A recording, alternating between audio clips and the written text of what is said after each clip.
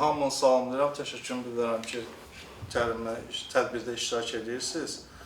Yəni, ilk öncə tədbir barədə biraz danışım. Demək, Azərbaycan Respublikası Qeyri-Hökumət Təşkilatlarının Dövlət Dəstəyi Agentliyinin maliyyə dəstəyi ilə keçirilən tədbirdir. Bu tədbir kiber təhdid və görünməz hücumlarına qorunma üçün maariflənmə ictimai təlimləri adlanır. Görünməz, yəni kiber təhdid nədir və görünməz hücumlar necə baş verir? Təbii ki, bu yaşadığımız dövrü internetsiz təsəvvür mümkündür. Yəni ki, hamı internetdən demək olar ki, istifadə edir. Hamının bir smartfonu var. Bəzən də bir neçə smartfonu da ola bilər. Yəni, biz daim internetə çıxmağa məcburuq. Yəni, bu işlə əlaqədardır, bu təhsillə əlaqədardır, bu ödənişlərlə bağlıdır, falan işlərlə bağlı. Yəni, və orada istər-istəməz biz görünməz hücumlarda rastlaşa bilirik. Yəni ki, ödənmə zamanı olsun, istər inisiativ quran zaman olsun, istər sosial şəbəkələrdə olsun və istər smartfonda olan digər gadgetlər var, WhatsApp-dır, digərləri, Instagram-dır, falan, TikTok-dur. Bunlarda bizi çoxu hesab edir ki, bunlarımız təhlükəsizdir, orada nə problem ola bilər ki, amma əslində çox böyük problemlər var orada. Yəni, bəzi insanlar işləmədən varlanmağa üstünlük verirlər və bu varlanma bir vasitə kimi internetdən daha çox istifadə edirlər. İnternetdə biraz da çox reklamlar gedir ki, asan varlanma olar, asan yollar var, nə işləmədən yol. Həmin yollardan istifadə edərək vətəndaşlarımız üçün təhlükə yaradırlar və onların ailə büdcələrinə böyük bir zərbələr endirirlər. Buna əlavə sosial şəbəkələrdə istifadə edərək onlar barədə məlumat toplayırlar. Biz bu məlumatı toplamağa səbəbkarları da elə özümüzük. Yəni, çünki kibergigiyena qaydalarına riayət eləmirik. Lazım olmadığı bəyan səmtlərin şəklini yerləşdiririk. Uşaqların şəklindən yerləşdiririk. Və bu da bir sıra təhlükələr yaradır. Kiber təhdidlərə, yəni ki, şərait yaradır, elədir ki. Mən istəyərdim, bu vaxt da biraz çox gedir, istəyərdim ki, bu barədə layihənin eksperti Yusuf Süleymanlı bir təqdimat hazırlayıb. O təqdimat üzərindən kiber təhlükəsi barədə məlumat verərdi və ondan sonra sual-cavab hissəsini keçib təlimi tamamlayardıq. Buyurun. Çox sağ olun, Sami bəy. Mən də hər kəsi salamlayıram. Üzrü sayın biraz gecikməklə başladı. Demək, mən özüm haqqında məlumat verim. Hal-hazırda Kapital Bankın cyber security analistiyəm, eyni zamanda AKT ekspert üzvüyəm. Bugün istəyərdim ki, kiber təhlükəsizlik nədir, ümumiyyətlə gizli təhdidlər nələrdir? Bir çoxlarımız təhdid olunuruq və yaxud biz bilərək və bilməyərək. Bunları aydınlaşdıraq və çalışacağım ki, hazırladığım slaydların üzərindən keçdiksə, ətraflı sizə bu vaxtda məlumat verim. İlk olaraq bildirmək istəyirəm ki, başlayaq kiber təhlükəsizlik nədir? Ümumiyyətlə, indi kiber təhlükəsizliyi müxtəlif, informasiya təhlükəsizliyi, kiber təhlükəsizliyi ya cyber security bu şəkildə adlandırırlar. Ona görə də bilmək lazımdır ki, bu hamımız bilirik, İngiliscə adıdır cyber security və bir çox vaxt tərcümə olunur, cyber security gedir və görərsiniz internetdə və yaxud LinkedIn-də paylaşımlarda cyber security engineering və yaxud cyber security analist filan. Amma bir də var informasiya təhlükəsizliyi. İnformasiya təhlükəsizliyi ilə kiber təhlükəsizlik ayrıdır. Bunlar fərqli anlamlar daşıyır. Amma bilmək lazımdır ki, cyber security informasiya təhlükəsizliyinin içərisində bir bölmədir. Bu rəqəmsal hücum və müdafiə formalarıdır. Amma ümumilikdə, geniş anlamda informasiya təhlükəsizliyi burada sənədlər də gedir. Eyni zamanda informasiya təhlükəsizliyinin fiziki qorunması da gedir. Hansı ki, data mərkəzlər bilirsiniz. İndi AI məşhurdur, yəni süni intellektlə bu dəqiqə sistemlər qoşulur, inteqrasiya olunur və gələcəkdə məlumatımız var yəqin ki, elektron hökumət də artıq süni intellektlə inteqrasiya olunur və süni intellektlə idarə olunacaq bir çox şeylər. Eyni zamanda görürsünüz, mobil bankçılıq süni intellekt üzərində inkişaf edir. Bütün bunları nəzərə alaraq biz terminləri, anlamları dərin mənası ilə başa düşməliyik. Yəni ki, kiber təhlükəsizlik nədir, informasiya təhlükəsizliyi deyəndə nə başa düşülür. Xüsusən də bu sahənin adamları üçün bu aydın olmalıdır. Və sonraki mərhələdə isə artıq kiber müdafiə necə təşkil olunmalıdır və kiber hücum aydın məsələdir. Kiber hücumu artıq indi müəyyən mərkəzlər simulyasiya edir və özümüzü müdafiə eləməkdən ötürü yollar axtarır ki, deyək ki, kənar baxış formalaşdırır ki, müəssisəmiz hansı formada qorunur və sızma mümkündür, deyil. Və eyni zamanda bununla bərabər bizi inkişaf etdirən tərəflərdən biri də odur ki, kiber hücumları təşkil edən bad guys deyək də, o həmin insanlar bunu təşkil edirlər və ondan sonra da biz bundan dərs çıxardırıq ki, burada boşluq buraxılır. Demək, biz bugün fokuslanacaq görünməz təhdidlərə. Görünən təhdidlər aydın məsələdir. Yəni, bir çoxlarımız bilirik, phishing, smishing, yəni bunlar e-mail vasitəsilə, SMS vasitəsilə, səslə bizə hücumlar təşkil olunur. Ancaq bir də var, görünməz hücumlar nələrdir? Hansı ki, biz müəyyən paylaşımlar edirik, müəyyən işlər görürük və burada iz buraxırıq. Və bu izi buraxanda biz fikirləşmirik ki, bu bizə hücum vasitəsi kimi istifadə oluna bilər. Bunu bəlkə də internetdə də görürsünüz, deyək ki, masadır, masada oturmuşuq və müəyyən məlumatlar var sənədin üzərində. Müxtəlif mərhələlərdə biz şəkillər paylaşırıq sosial şəbəkələrdə. Və görürsünüz ki, hücum edən tərəf sosial mühəndisliklə bu məlumatları puzzle kimi birləşdirir və sonunda böyük bir hücum təşkil edir. Bu boşluqlar, biz gözləyirik ki, tutaq ki, şifrəmizi zəif yazmışıqsa, sabah bizə hücum olacaq. Bu şəkildə elə bir gərəksiz, deyək də, hücumçular üçün çox da əhəmiyyət daşımayan sistemə girişimizi paylaşa bilərik. Biz fikirləşərik ki, yəni girsələr güya ki, nə baş verəcək.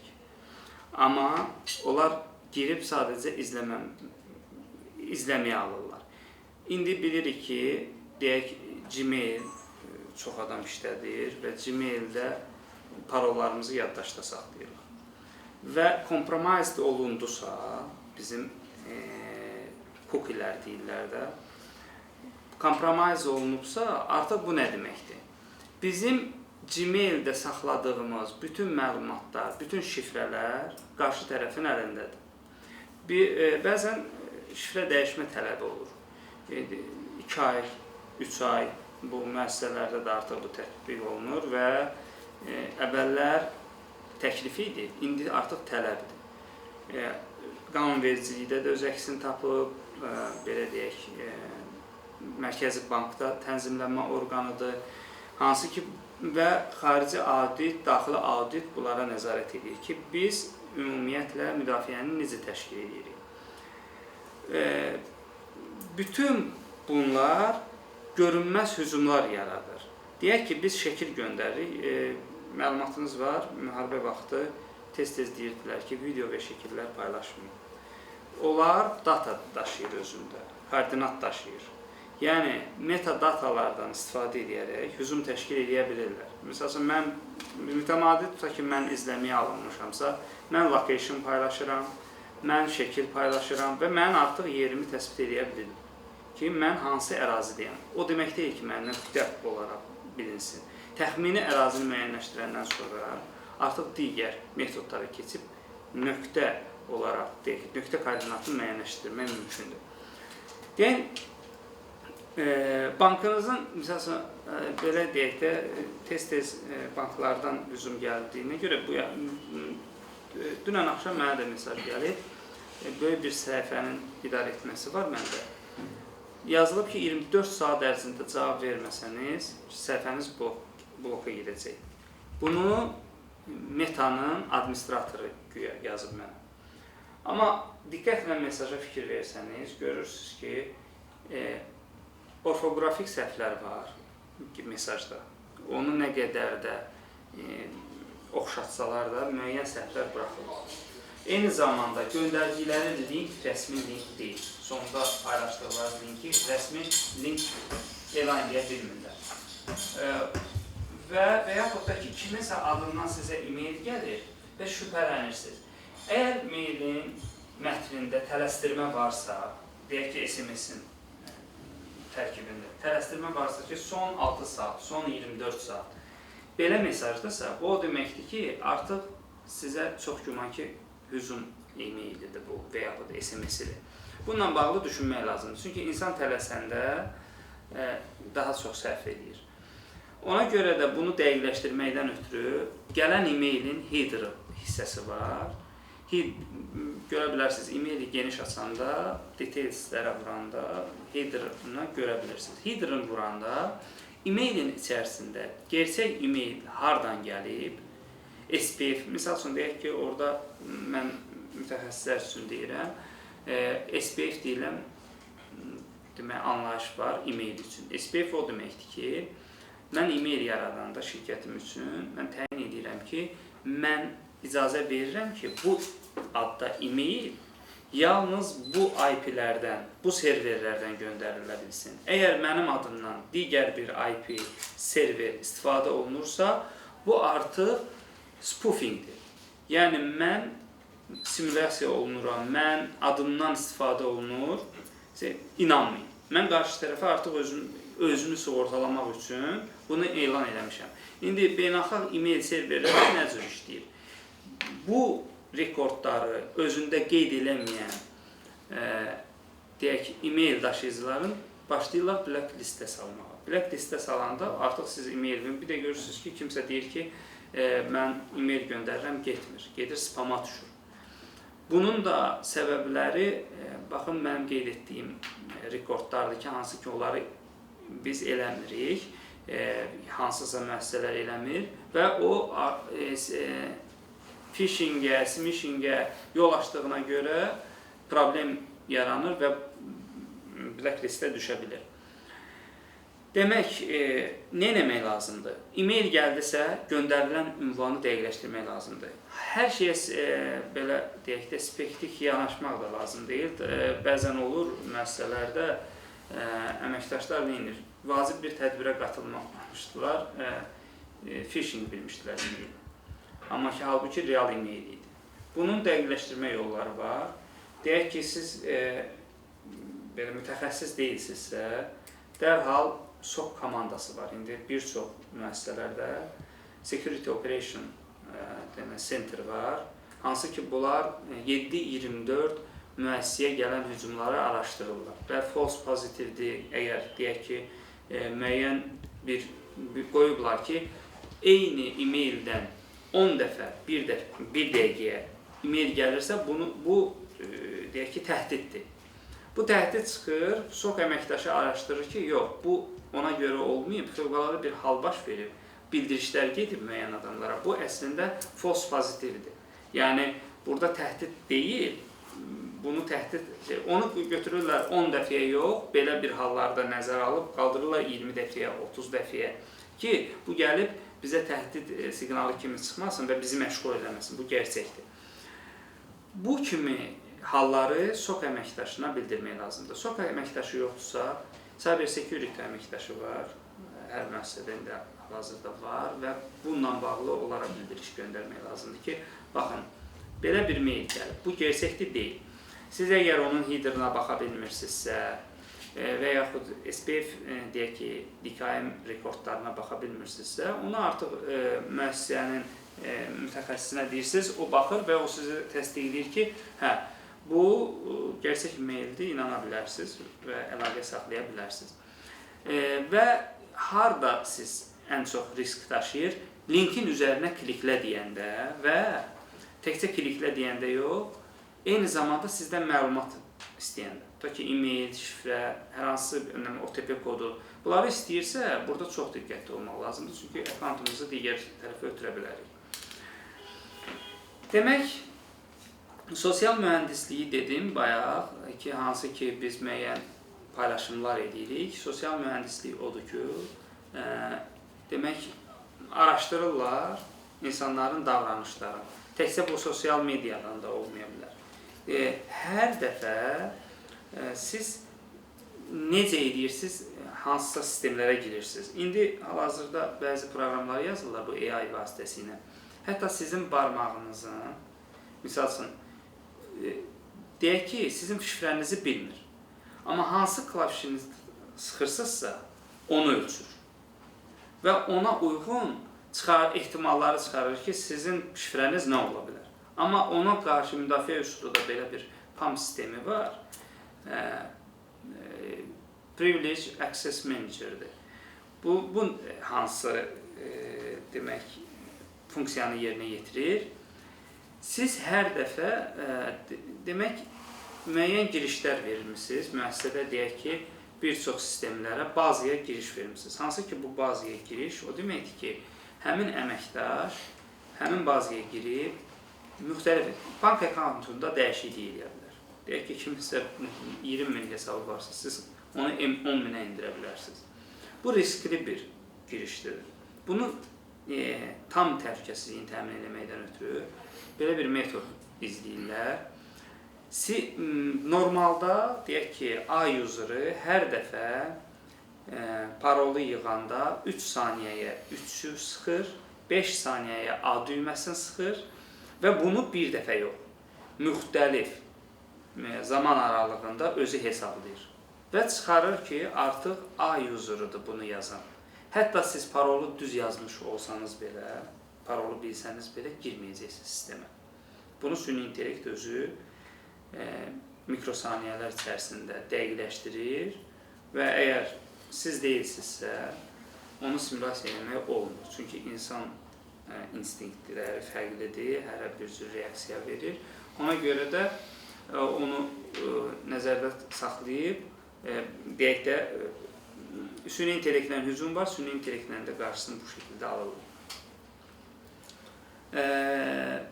Və burada belə deyək də terminlərdir. Bu shoulder surfing falan var. Bunlar şifrənizi ən çox nəyə diqqət yetirmək istəyirəm? Şifrə girəndə heç bir şey olmaz deyib, yəni inandığım adamdır. Çalışın şifrənizi sizdən başqa heç kəs bilməsin. Yəni siz yazanda da heç barmaqlarınızı görməsin ki, hansı tuşa sıxırsınız.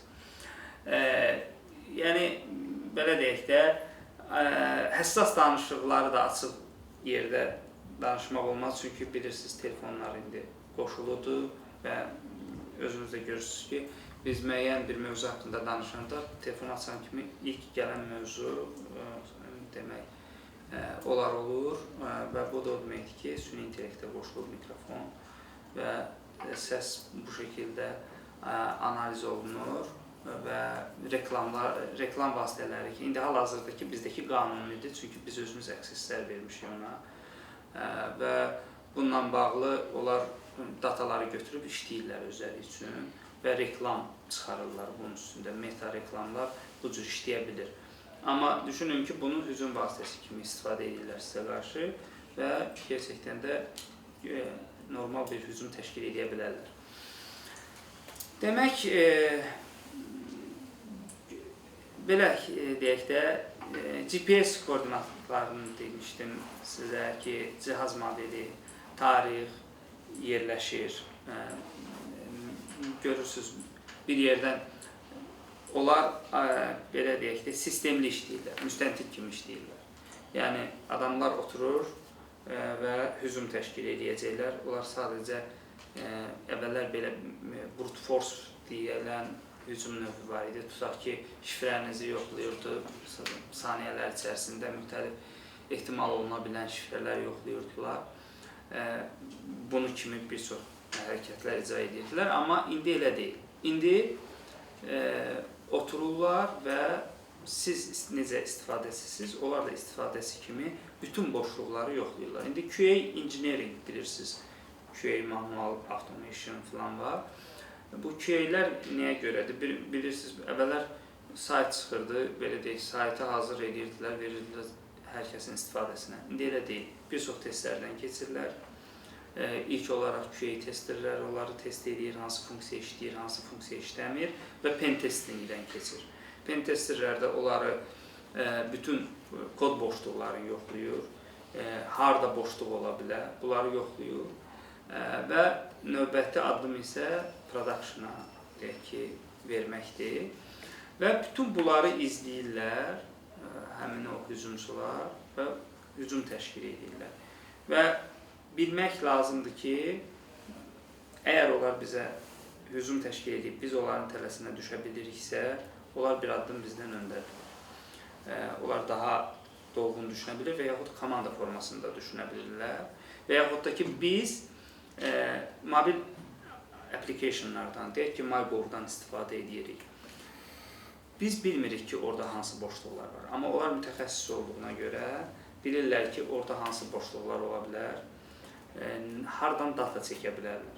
Məsəl üçün, bu yaxınlarda bir çox hücum növləri ilə hücum elədilər. Müxtəlif bank akkauntlarına, eyni zamanda MyGov-a. Deyək ki, bir neçəsində uğurlu ola bildilər. Və biz düşünürük ki, yalnız Azərbaycandandır. O hücumların bir çoxunun izi artıq xarici ölkələrdə idi. Xarici ölkələrdə hətta onu araşdırmaq da çox çətindir, çünki onlar serverlər alırlar. Deyək ki, axırıncı hücumlardan biri Türkiyədən təşkil olunmuşdu, amma bilirdik ki, o Türkiyədə deyil. Yəni, sadəcə VPS olaraq, server olaraq oradan alınıb və oradan hücum həyata keçirilib və onu da artıq araşdırıb son nəticəyə gəlmək çox uzun bir prosesdir. İtirilən itirilir. Elə müdafiə təşkil eləmək lazımdır ki, ya itki minimum olsun, ya da heç olmasın.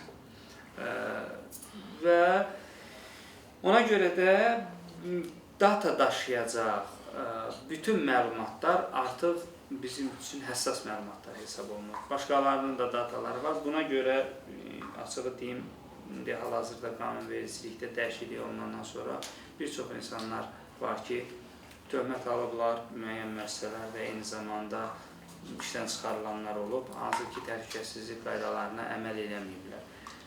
Yəni, bazıya, bu yaxınlarda hüquq mühafizə orqanlarının birində belə bir hadisə olmuşdu. Bazıya girişi paylaşmışdı inandığı bir adamla və o ortaya çıxanda artıq işinə xitam verildi. Ona görə də son dərəcə diqqətli olmalıyıq paylaşımlarımızda və bilməliyik ki, paylaşımlar artıq data daşıyır. Və o tam əmin olandan sonra ki, biz üçün heç bir təhlükə törətmir, o zaman paylaşmaq mümkündür. Eyni zamanda mobil, yadıma düşmüşkən deyim, bu mobil applicationları bir neçə qarşıda olacaq bir müdafiə üsulu var, ondan istifadə eləmək lazımdır. Barmaq izi, deyək ki, Face ID, bəli. Bunlar hökmən olmalıdır. Əvvəllər biz fikirləşirdik ki, bu məndədirsə, OTP-ni digər tərəfə ötürmürəmsə, mobil bankçılıqda heç bir problem ola bilməz. Amma indi yaranır, deyək ki, siz viruslu saytda daxil olmuşsunuz mobil telefonunuzdan və ona görə də tələb artıq var ki, 5 saniyə, 10 saniyə mobil applicationdan istifadə eləməyəndə, təkrar mobil application'a keçid eləmək istəyəndə bizdən təkrar barmaq izi istəsin. Ona görə ki, açıq sessiyanı götürürdülər, root əldə edəndən sonra artıq keçib mobil applicationdan belə ödəniş təşkil edə bilirdilər. Və eyni zamanda, belə deyək, ictimai yerlərdə biz Wi-Fi-dən istifadə edirik. Çalışaq ictimai yerlərdə Wi-Fi-dən istifadə edəndə ödəniş eləməyik. Vacib ödəniş eləmək istəyiriksə, öz mobil telefonumuzdan hotspotu açaq Wi-Fi verək. Mən indi tutaq ki, düzdür, orada nasıl bir şey yoxdur. Amma telefonumdan hotspot vermişəm də. Yəni bunu eləyə bilərik asanlıqla və HTTPS. Görürsünüz ki, sizə bildiriş gedir ki, müəyyən bir sayta daxil olmaq istəyirsiniz. Qəfil sayt yönləndirir, inandığınız saytdır, amma yönləndirilib HTTP-yə. Hesab eləməyin ki, bu HTTPS-i ala bilməyiblər, sertifikat almayıblar, vaxtı bitib. Ola bilər ki, bu hal da ola bilər, çox nadir hal da olur. Amma yönləndirilirsə, əməliyyatı həmən dayandırmaq lazımdır. Çünki təhlükə deməkdir. Və burada görürsünüz, zəif şifrə, orta şifrə və güclü şifrə hansı formada olur. Və indiki halda simvol, 12 simvol güclü şifrə sayılır. Eyni zamanda müəyyən hərf, kiçik hərf, böyük hərf, deyək ki, simvollardan istifadə etmək lazımdır. Və 12 olsa artıq bu təhlükəsiz hesab olunur. Və bir çox müəssisələrdə deyək ki, işə daxil olmuşsunuz və əmin olun ki, artıq əvvəllər belə bir şey var idi, işçilərdən şikayət gəlirdi ki, mən çox 12 rəqəmli şifrə yazmaq istəmirəm və bunun anlayışla qarşılanırdı. Onların 8-ə indirilirdi, 6-ya indirilirdi və yaxud qarışıq şifrələməni yığışdırırdılar, amma indi elə bir şey yoxdur. Eyni zamanda two-factor hətta. Sistemdə, indi özünüz bilirsiniz, müəssisələrdə işə gedirsən, öz sisteminizə girmək üçün bir çox metoddan istifadə edib girirsiniz. Two-factordan istifadə edirsiniz. Telefona authentication kodları gəlir, onu yazırsınız və daxil olursunuz. Və bu tam qorunmadır. Deyək ki, nə öyrəndik? Bunlardan hansı, mən bunu qeyd elədiyimə görə, artıq burada sual yoxdur. Kompüterə virus düşüb, bu gizli təhdid deyil. E-maillə phishing gəlib, bu gizli təhdid deyil. Kompüterinizdə yenə də ransomware varsa, bu gizli təhdid deyil. Amma siz göndərdiyiniz şəkil bu gizli təhdiddir. Hansı ki, GPS məlumatı var və yerin müəyyən edilməsi, vaxtın müəyyən edilməsi, hansı vaxt harada olmuşsunuz, bu kimi dataların daşındığına görə bunlar təhdid hesab olunur. Demək, VPN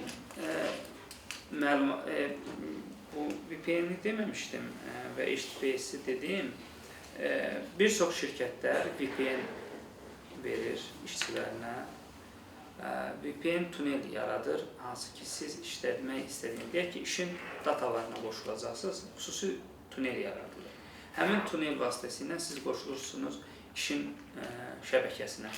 Bu deməkdir ki, siz təhlükəsiz qoşulmalısınız işin şəbəkəsinə. Siz əgər VPN-dən istifadə eləməzsəniz, düzdür, bunun müəssisəsi artıq təşkil edir. Çünki hətta VPN şifrəniz olmasa, siz işin datasına qoşula bilmirsiniz. Və eyni zamanda HTTPS istifadə eləməliyik. Şifrələr və two-factor və yaxud multi-factor istifadə eləməlisiniz ki, bu üz tanıma ilə, deyək ki, və yaxud authentication kodların gəlməsi ilə ki, 30 saniyə əvvəllər özümüzə də təcrübə gəlirdi ki, niyə bunu 30 saniyə qoyurlar? Biz keçid eləməyə az qalmış yeni şifrə gəlir. Bu təhlükəsizlik məqsədi ilə sonradan hücumlar zamanı gördük ki, bunu da istifadə edə bilirlər və o qısa müddət ərzində olmalıdır ki, hücumçudan tez-sən davranasın. Yəni, hücumçu onu hücumu təşkil edib, o şifrəni götürülənə qədər növbətli şifrə olsun və onu əldə edə bilsə belə, artıq onun müddəti keçmiş olsun. Bu, əvvəlki metoda dayanır, hansı ki, 3 aydan bir, indi 2 aya indirirlər. Şifrələrin dəyişməsi. Deyək ki, akkantumuz uğurlanıb, online az. Bu dəqiqə online azda multifaktor istifadə olunur. Mən kiminsə online azını götürə bildimsə, o demək ki, mən online azın akkantuna girə bildim. Böyük bir, necə deyim, ABB mobil application istifadə olunur, amma ABB.az. ABB.az işləməsə, o deməkdir ki, milyonlarla bəlkə istifadəsi dayanacaq və başqa problemlər yaranacaq orada. Hansı ki, ABB-də haralarası inteqrasiya olunur. Burada nə baş verir? Bizim sadə gördüyümüz ki, Gmail-imizlə ABB-nin deyək ki, ABB demirəm, bir X-Bankdır. X-Bankın onlayn azı hansısa bir mütəxəssisdədir. Bu adam həmişə Gmail ilə girir, Chrome-la girir və Chrome-da bütün parolları yaddaşda saxlayır, save vurur. Görmürsünüz, kartların da məlumatları save olunur. Və yeri gəlmişkən çalışaq onu save eləməyək və ən azı belə deyək ki, CVC kodun save eləməyək. Orada save eləyirik, onlayn azın kodu götürülür və onlayn aza daxil olurlar. Saytı heç bir şey eləyə bilmirlər sayta. Saytı sadəcə başqa bir yerə yönləndirirlər. 2 saat işləməsə milyonlarla pul deməkdir. Və yaxud da hansısa X-Bankın bir səhifəsinin özlərində, bu da hücum növüdür. Hücumu təşkil edirlər ki, biz eynisini yaradacağıq başqa bir yerdə və buradan onlayn azı götürmüşük, yönləndirəcəyik özümüzə və bütün gələn sorğuları biz özümüzə yönləndirib orada emal edəcəyik. Və bu da ciddi bir maliyyə itkisinə, reputasiya itkisinə gətirib çıxara bilər. Belə, yəni mənim danışacaqlarım bunlar idi, ümid edirəm, izah edə bildiyim müəyyən, hansı ki, görünməz təhdidləri çox yormaq istəmirəm. Bir çoxları terminlərdir və sahə adamları var burada və gələcəkdə bunlar hər biri dərin bir mövzudur. İndi bizim sahədə ona domain deyirlər. Dərin bir domaindir, hansı ki, o domainin altında müəyyən sertifikatlar əldə eləmək olur ki, o phishing metodlar deyək ki, pen testing və yaxud cyber security analist və digərləri bu yöndə yönələ bilərsiniz. Eyni zamanda fərdi olaraq da biz bunların bilməliyik, fərqində olmalıyıq ki, hansı məlumatları biz qorumalıyıq ki, bizə təhdid yaranmasın. Bəzən mən sosial şəbəkələrdə də görürəm, banklarla çəkişmədə, bir çox insanlar banklarla çəkişmədədir və bəzən haqlı tərəfləri də olur, bəzən məlumatsızlıqdan yaranır. O ki, həmişə bankın günahkar çıxarırlar ki, siz normal qorumamısınız. Amma bankın da öz öhdəlikləri var, təbiidir və eyni zamanda fərdlərin də öz öhdəlikləri var ki, o bankın təyin elədiyi təhlükəsizliyi fərdlər özləri qorumalıdır. Məsələn, harada bankın sərhədi yaranır, harada fərdlərin. Əgər fərd əməl eləməyibsə, məhkəmədə hökmən tutulacaq və maliyyə itkisi ilə qarşılaşıbsa, maliyyə itkisi fərdin boynunda qalacaq. Belə. Diqqətiniz üçün minnətdaram. Sualınız varsa alabilir. Bir dənə əlavə edeyim, xırda əlavə. Yəni kiber təhlükəsizlik vəziyyətimiz hal-hazırda ölkənin elə də narahatçılıq doğurmur. Çünki niyə görə? Çoxlu müəssisələr var, qurumlar var ki, elektron təhlükəsizlik xidməti var, sonra xüsusi rabitə, dövlət veb-saytlarını qoruyur. Ondan başqa Daxili İşlər Nazirliyinin Kibercankarlığa qarşı mübarizə idarəsi var və bizim keçən ilki, yəni bu ilki reytingimiz 21 pirə irəliləmişik kiber təhlükəsizlik, Milli Kiber Təhlükəsizlik indeksinə görə 21 addım irəliləmişik. Bu da böyük nailiyyətdir. Mütəxəssislərin sayı da çoxdur. Müəyyən kurslar var, mütəxəssislər yaradırlar. Hal-hazırda düzdür, bəzi idarələrdə işçiyə ehtiyac var kiber təhlükəsizlik mütəxəssislərinə. Amma vəziyyət yaxşılığa doğru gedir. İkinci bir məsələ süni intellektlə bağlı. Mən danışmışdım o barədə. Süni intellekt, məsələn, bəzi adamlar fotomontaj eləyə bilmirdilər. Hal-hazırda süni intellektlər bunu eləyə bilir. Kifayət ki, sizin şəkliniz kimsə kibercankarın əlinə düşsün. Onun süni intellekt vasitəsilə həm fotomontaj edə bilirlər, həm də onun əsasında video yaradırlar. Bir qardaş dedi, məsələn, Məmməd Əmin Rəssadənin elə bir videosu yoxdur. artıq görürsünüz, onun bir şəkli əsasında onun süni intellekt vasitəsilə videosunu hazırlamışlar ki, metro stansiyalarını gəzir, belə falan. Yəni, biraz şəkil paylaşanda özümüzə təhlükə yaradırıq. Yəni, çalışaq ki, o şəkilləri paylaşmayaq, lazım olmayan yerlərdə. Bir də, yəni, hal-hazırda kibercinayətkara böyük mütəxəssis olmaya ehtiyac yoxdur. Süni intellekt vasitəsilə soruşur ki, filan meyillərinizi hücum eləmək olar, filan işinizi görmək olar və yaxud da ki, süni intellektləri özü alladaraq, süni intellektləri alladaraq müəyyən yollar əldə edirlər özləri üçün ki, bunu necə eləmək olar, necə yaratmaq olar, bunu necə eləmək olar və video da yarada bilər, şəkil yarada bilər, hətta sizə deyim, saxta saytlar da yarada bilər. Hal-hazırda süni intellektlər sayt yaratmağa kömək edir insanlara. Hansısa bir saytı, məsələn, tam ki, Turbaz saytına oxşarını yaradır və domen də ona uyğun oxşar bir domen alır və sizi yönəldir ora. Bu çox dünyada məşhurdur. Məsələn, Microsoft-u M hərfini R-lə əvəz edirlər, R-lə soft. Yəni ki, adamlara onun adına mail göndərirlər ki, sizə Microsoft-dan lisenziya barədə, yeniləmək barədə tələb gəlir. Siz də təbii ki, düşünürsünüz ki, bu Microsoft-dur və ödəniş edirsiniz. Biz eləmirik, amma xaricdə edirlər. Amma əslində o M hərfini R-lə əvəz edirlər. Onlar yanaşı yazılanda oxşardır və M hərfini oxşayır. R-nə Microsoft-da, yəni ki, belə bir şey yazırlar. Yəni, biraz diqqətli olmaq lazımdır. Düzdür, süni intellektdən çox şeylər yaratmaq olur. Məsələn, mən görmüşdüm, dövlət başçısının adından süni intellektdən yaratmışdılar. Güya ki, soka artıq aksiyalar satılır, tez alın, öz hüququnuzu tələb edin, neft sizin olsun falan falan. Bunlar hamısı yalan məlumatlar idi. Yəni, məşhurların adından istifadə edərək videolar və yaxud da səsi necə yaradırlar? Cəmi bir kəlmə sözün əsasında səsin tonunu səslər əldə edirlər. Oxşar səsə oxşuyur. Yəni ki, tam Yusuf Süleymanın səsinin bir səsini götürüb, onun tam başqa bir mətndə yaratmaq mümkündür. Necə edirlər? Uşaqların səsini götürərək valideynlərə zəng edirlər. Phishing, deyirlər ki, tam uşağınız qəzaya düşür və yaxud da halı pisdir, təcili olaraq bu karta pul göndərin. Yəni, bu yollarla da aldatma metodlarından istifadə edirlər. Mən də təlimin sual-cavab səsini keçirir. Kimsə sualları varsa, ekspert buyursunlar. Rasa, əvvəla təşəkkür edirəm. Həm təşkilat olaraq təlimin layihənin rəhbəri olaraq sizə və ekspertimiz Hüseyn müəllimə və eyni zamanda QHT Agentliyindəki belə vacib mövzulara maliyyə dəstəyi ayırır.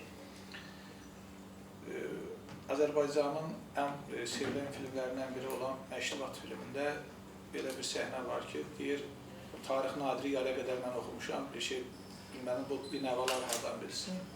Yəni, 2005-ci ildən mən kompüterdə e-maildən istifadə edirəm, saytlara izləyirəm, sonra da sosial şəbəkələr çıxdıqsa davamlı olaraq, amma heç bir kurs, heç bir nəzər bilik əldə etmədən, yəni deyir, görə-görə, öyrənə gələm. Son zamanlar bu tip tədbirlər, bu mövzuda olan danışıqlardan görürəm ki, mən özüm də bu sahədə hələ heç nə bilmirəm və cəmiyyətimizin əksəriyyətini mən çıxmasın, özümdən də bu sahədə məlumatsız kimi gördüyümə görə deyirəm ki, hazırki dövr 20-ci əsrin əvvəlindəki savadsızlıqdan daha qat-qat aşağı savadlıyıq. Xüsusən texnologiya sahəsində.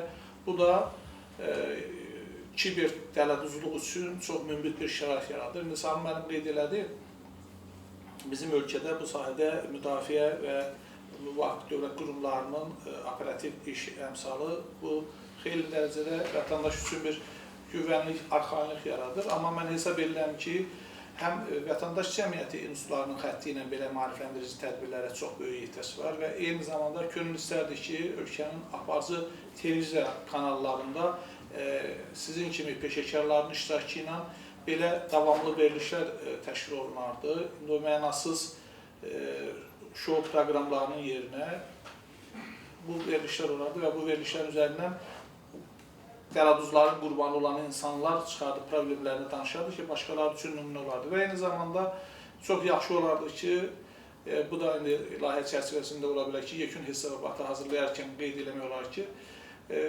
çəkilən yeni yerli seriallarda bax belə kiber təhlükəsizliyin qurbanlarının da obrazının canlandırılması da bir maarifləndirmə məqsədi ilə faydalı ola bilərdi. Mən Yusuf müəllim, sizə belə bir sual vermək istəyirəm. Güclü şifrə ilə bağlı 2 dəfə, yəni izahın birinci hissəsinə getdik, yekun hissədəki plus 2 fa, bu nə deməkdir?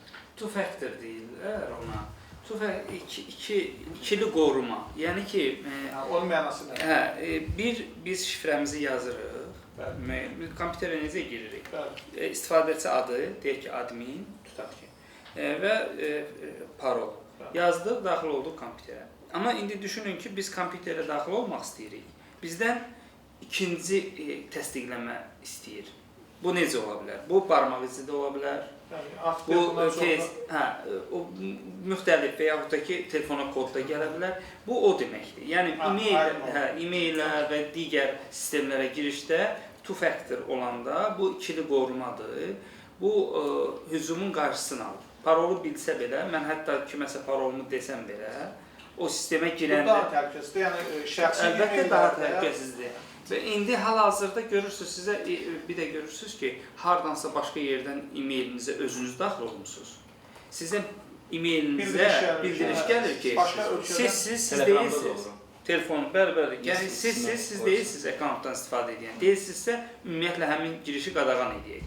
Ola bilər ki, sizdən istifadə eləsinlər, hardasa qalır. Başıma gəlir. O müxtəlif yerlərdən location qoyublar. Məsəl üçün, biz özümüz də təyin edirik ki, işçilər tutaq ki, ancaq buradan, belə bir sözü qoydum, o bir sözü keçirəm. Demək, kiber təhlükəsizlikdə belə bir anlam var. Nəyə ehtiyac yoxdursa bağlayın. Yəni, biz düşünmürük ki, bunu mümkündür, bunu hücum edib, keçmək yoxsa yox. Biz onu yoxlamaq üçün böyük resurslar lazımdır. Ehtiyac yoxdur ki, deyək biz hansısa resurs işlədirik, Malaziyadan ora daxil olunması bizə lazım deyil. Və biz, belə deyək də, ölkə üzrə filtrləməyik ki, bu ölkədən bizə sorğu gəlməsin, biz istəmirik. Ermənistanla, misal üçün, indi ən çox İrandan, Ermənistandan və başqa yerlərdən ki, bizə bu sorğu gəlməsin, ümumiyyətlə gəlməsin. Yəni, hətta açıq olsa belə və yaxud da ki, indi bilirsiniz, MyGov-un bir çox xidmətlərini mən bildiyimə görə xaricdən bağlıdır. Bağlıdır, ona görə bağlı ediblər ki, yəni ölkə əhalisi üçün nəzərdə tutulub. Düzdür, bir çox çətinliklər də yaradır. Mən deyək ki, mobil notariatdan nəsə vermək istəyirəm və xaricdəyəm, bu əngəllər də yaradır. Bunun da müzakirəsi gedir ki, nə vaxt təhlükəsiz eləyə bilərsinizsə, indi hal-hazırda təhlükəsiz eləyə bilmirsiniz ki, o zaman bağlayın. Əgər təhlükəsizliyin qoruya bilirsinizsə, o zaman açın. Yəni, hansı ki, o maliyyədən asılıdır, bir çox sistemlərdən asılıdır, onunla dəyərləndirib verirlər. Mən bir şey qeyd edeyim, nə yaxşı oldu bu MyGov-da. Bu, çox vaxt cəmaatı narahat edir, şəxsən məni də narahat edirdi. Gecə saat 4-də, 5-də hansısa bank girib səni sorğulayıb falan. Nə yaxşı oldu? Bağlaya bilirsiniz. Bəli, hamısını bağlamışam və heç bir bank məni sorğulamır, heç bir zəng eləmir ki, sizə kredit verin və yaxud da başqa bir şey. O çox yaxşı, mükəmməl oldu. Bilirsiniz, inkişaf əslində, bu innovasiya bu şəkildə gedir. Yəni, neysə görürük, əvvəldə mükəmməl bir sistem yaratmaq mümkün deyil. Yəni, inkişaf tədrici. Hətta belə bir atıra sözümüz də var da, nöqsan iş olan yerdə olur. Hədə, yəni... Amma az adam bilir, onu gerək biraz o marifləndir. Deməsən ki, bank sən gerək. Biraz gerək insanlar onu bilsin. İndi müəyyən bir müddət ərzində biz rəqəmsallaşmayı, düzdür, proses biraz gec gedir. Açığı MyGov və elektron imza yaramaqda necə keçib üstünə hər şey sürətlə inkişaf edir. Rəqəmsallaşma sürətlə gedir.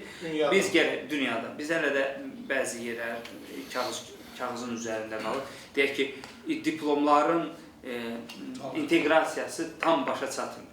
Yəni, mən girib, əgər elektron hökumət deyiriksə, bizim bütün sənədlərimiz elektron hökumətdə olmalıdır.